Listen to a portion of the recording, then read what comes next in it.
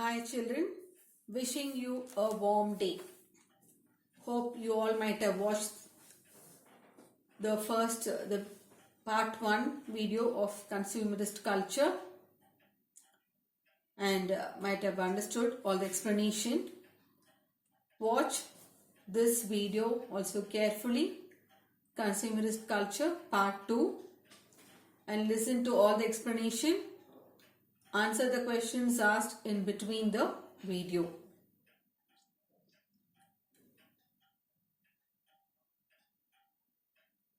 Points to remember. Shop till you drop means that people can shop till they either run out of money or become tired. The writer calls this apt and ironic because of the media-driven mania of mindless consumption that is the characteristic of the 21st century people. Mania means condemnation of consumerism. Pepsi and Coca-Cola are so famous and are sold even in the remotest nook and corner of the world. Now, the synonyms of today's part 2 video. Machinery of persuasion. The attractive and convincing ways of advertising a product through different media. Profusion, a great amount of something. Sophisticated, highly developed and complex. Trendy, very fashionable or up to date. Bauble, a small showy trinket or decoration.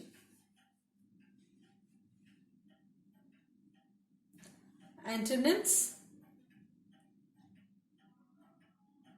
believe, disbelieve or unbelieve. Precedented, unprecedented. Imaginably, unimaginably.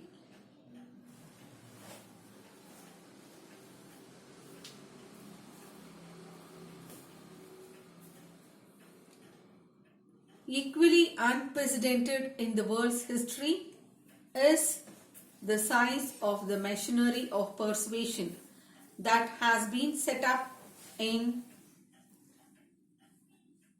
order to generate demand for this profusion of consumables. Without a doubt, global advertising today is the biggest and most sophisticated thought control project ever undertaken. Some statistics reveal the true extent of this phenomenon. So, profusion means a great amount of something, and sophisticated, highly developed and complex. Now the explanation. So the writer calls the advertisement as machinery of persuasion. First, let us know what does it mean by machinery of persuasion.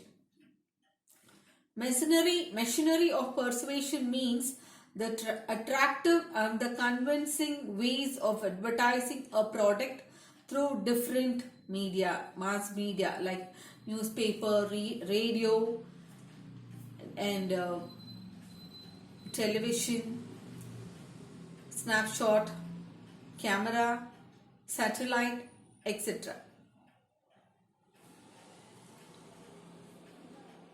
Never known or heard before in the world's history that in the field of advertisements, that advertising through mass media like newspaper, radio, television, etc. creates a great demand for this whole lot of consumables through attractive and convincing ways of advertisements. Undoubtedly, the highly developed and complicated thought control project is the advertisement. At present, in today's world, advertisements are the biggest and the most highly developed one that controls our thought whether we need a product or not, whether it is required much. Some statistics show the true extent of this remarkable thing, the situation that exists at present world. Now a question from this point. What phrase does the writer use to refer to advertisements? The phrase that the writer used to refer advertisements is machinery of persuasion. What does an advertisement aim to do? An advertisement aims to create a great demand for the whole lot of consumables.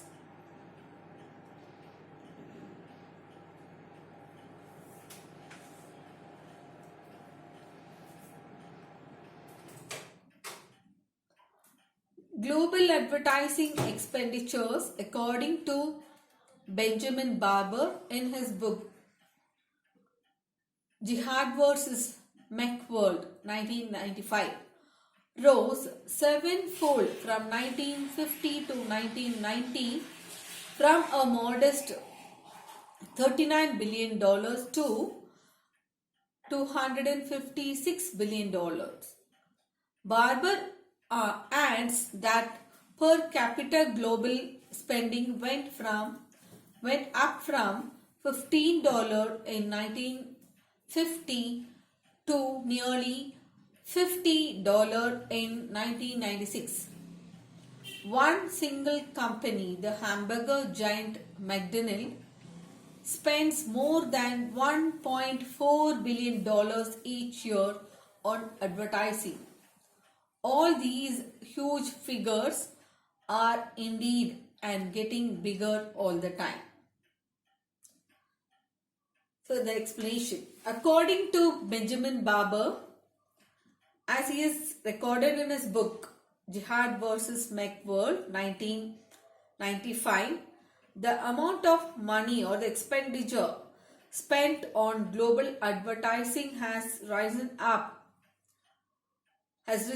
7 times more, and it is bigger in number than 1950 to 1990. That is, in 1950 the most decent and the modest expenditure spent in advertisement was $39 billion, and which rose up to $256 billion in 1990. So it was 7 times more than the amount from 1950 to 1990.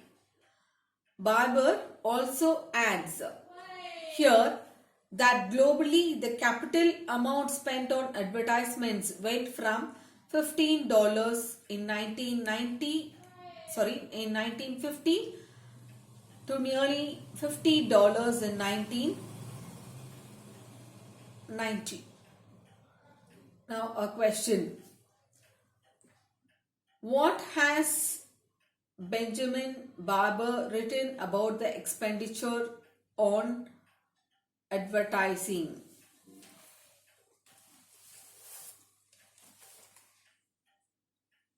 Benjamin Barber has written that the global advertising expenditure rose sevenfold from 1950 to 1990 from a modest $39 billion to $256 billion per annum.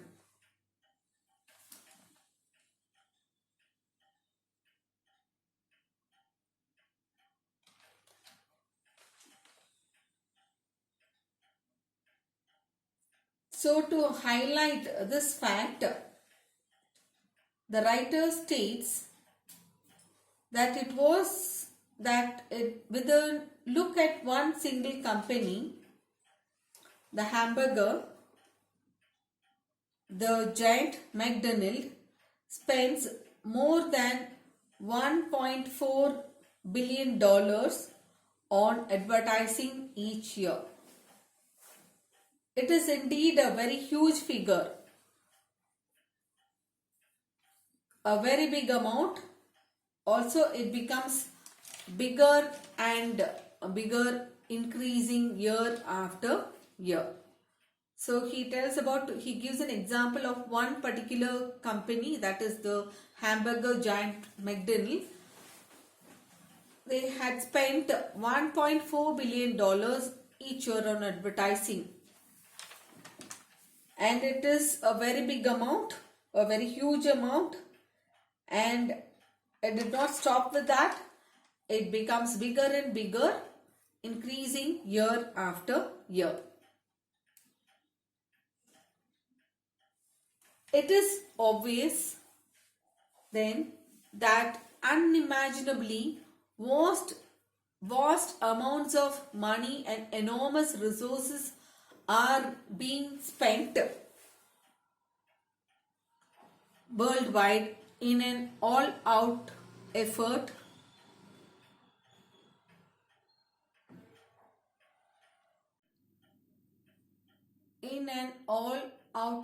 to persuade people to become buying machines, incapable of figuring out how much of all that stuff they really need. Explanation. So it is very clear and evident that an unimaginable great amount of money as well as the resources present are spent throughout the world. It puts an all-out effort to persuade the people, to force and agree. Persuade means to force and agree. Persuade the people to buy the products which they are really not in need of. People are really made to agree to become like buying machines.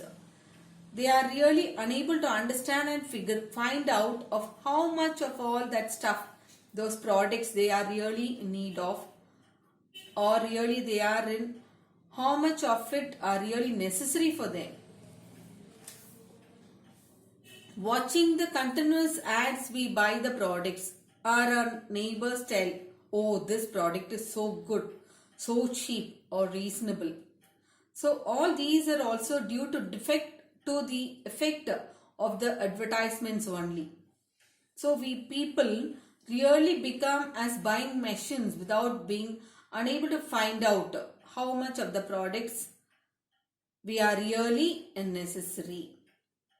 How many of the products are really required, how much we require it. We are attracted by the ads and we buy the products which we are really not in need of too. So the author says that we are buying machines, doing the act of buying the stuff, the products without thinking whether we need it or not.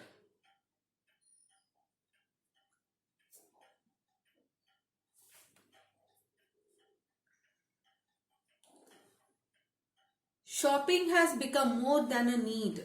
For increasing numbers of people today, it has become the chief form of entertainment. An obsessive compulsion they have little control over, and very often an end in itself. Explanation. According to the writer, shopping has become more than a need. It has become a fashion to say, oh, we buy products in all malls, not in petty small shops. We go to Gopalan Mall or more, and we spend more amount of money that is there which we do not really understand. It has become a chief form of entertainment, and for many number of people it is a form of outlet of all the stressed life in this present world. To forget our struggles in life, we need an outlet. So shopping is one such form of entertainment. People are occupied within disturbed thought whether to buy the stuff or not, but they have a very little of control over them. At last, finally, their thoughts compel them to buy the products which may not be much essential for them. But ultimately, we oblige to excessive temptation to buy the stuff what is not really important for us. We have a very little control over our thoughts of what we need to buy. And obsessive compulsion means excessive temptation.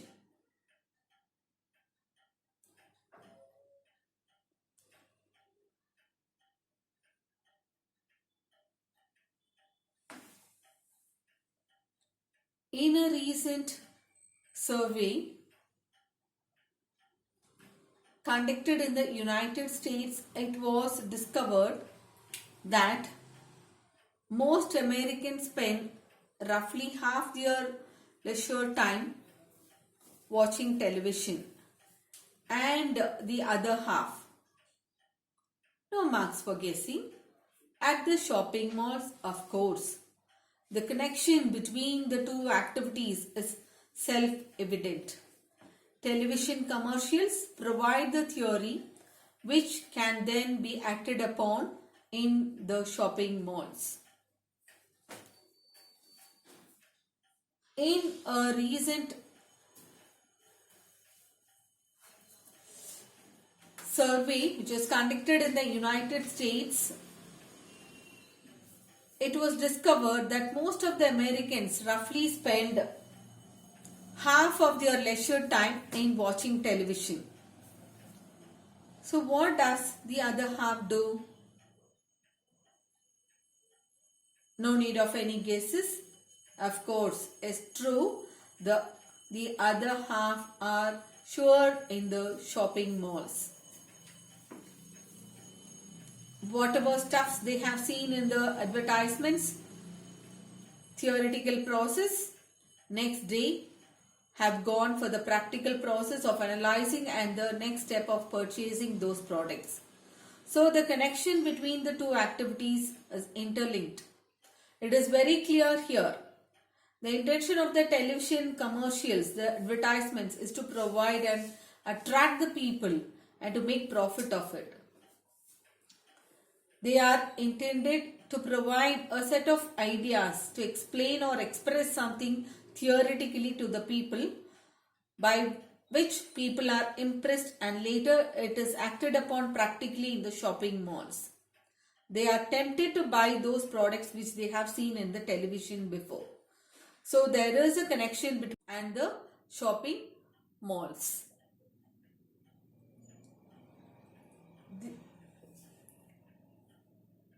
They are tempted to buy those products which they have seen in the television. Televisions provide the content to the people through attractive advertisements.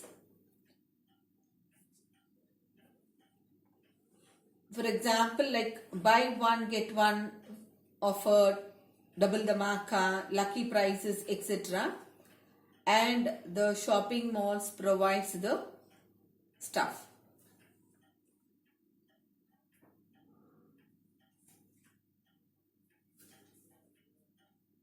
So after seeing the television, they immediately go for shopping in the shopping malls.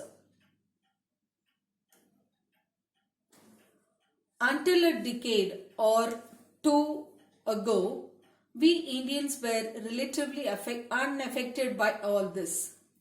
Not any longer. Trendy, brightly lit shopping centers overflowing with all kind of goods and baubles have sprouted up all over the country, even in the smaller towns. So, trendy means very fashionable or up to date. Bauble, a small showy trinket or decoration. Sprouted, grew. What is decade? It is a period of 10 years, and earlier we have seen what is score. It is a group of or a set of 20 or about 20. So 10 or 20 years before, we Indians were comparatively not much affected by all such kind of advertisements and consumerism ads. But it did not remain the same any longer. Now at present, we can see trendy, very fashionable or up-to-date shopping centers lit up with bright lights, glittering and shining, set up in every area. These shopping centers are overflowing or filled with all kinds of goods like a decorative item and even small showy kinds of jewelry. Trinket means a small ornament or item of jewelry that is of little value. So in a shopping mall, you can get all goods like a small ball pen to jewelry all under one roof. Such kind of shopping centers have come up in all over the country and even in smaller towns. And people all over the country in smaller towns are attracted by such kind of brightly lit shopping centers where we get all kinds of goods. A small decorative item to a showy and beautiful jewelry under one roof. Alright, with this we wind up today's class. The home assignment, classwork, write question numbers 6 and 7, page number 63 in your guide. Homework, question number 1, what has Benjamin Barber written about the expenditure on advertising? Question number 2, why have the Indians joined this bandwagon now? And grammar, do page number 67, fourth main, submain A, 6 to 10. Thank you.